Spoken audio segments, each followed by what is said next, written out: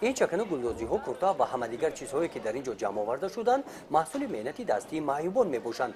اینها رو زین‌الله مرادوف جمع آورده است. زین‌الله رهبر تشکیلات جمعیتی معیوبون روانبخش در ناحیه به نام میر سعید علی حمدانی است. او مؤلف یک چند کتاب بوده. نوشته‌هایش بر روزگار معیوبون و حیات این قشر آسیب‌پذیر اهالی بخشیده شده است. از دوره تشکیل تشکیلات مدت 5 سال فعالیت در سمت دستگیری معیوبون کارهای زیادی به انجام رسانیده شدند.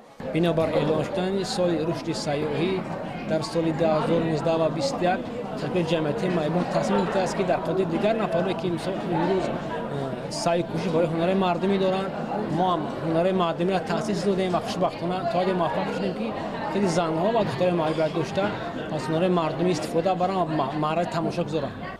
با دستگیری مقامات اجرایی حکومت دولتی ناحیه شعبه اگنتی مهنت و شغل اهالی و تشکیلات‌های جمعیتی معیوبان را به آموزش هنرهای مردمی جلب نمودند.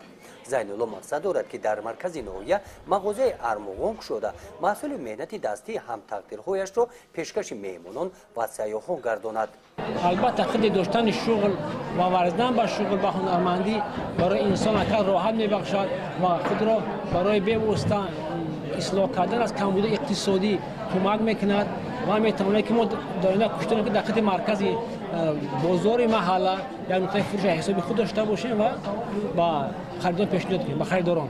در دوره همین چورابینی ها با دستگیری کمیته ичроияи حزب خلکی دموکراتی توچیکستان در ناحیه به نام میر سعید علی حمادونی با اشتراک اعضایان تشکیلات جمعیتی روانبخش تحت عنوان پايومی نوروزی اکسияи حزبی دایر گردید.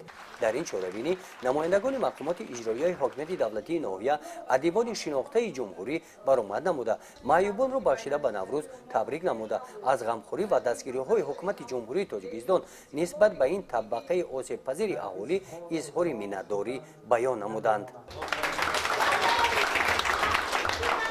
در قسمت فرهنگی چورابینی برای بالیدگی خاطر اشتراکچیان برنامه ادانه کنسرتی نمایش داده شد.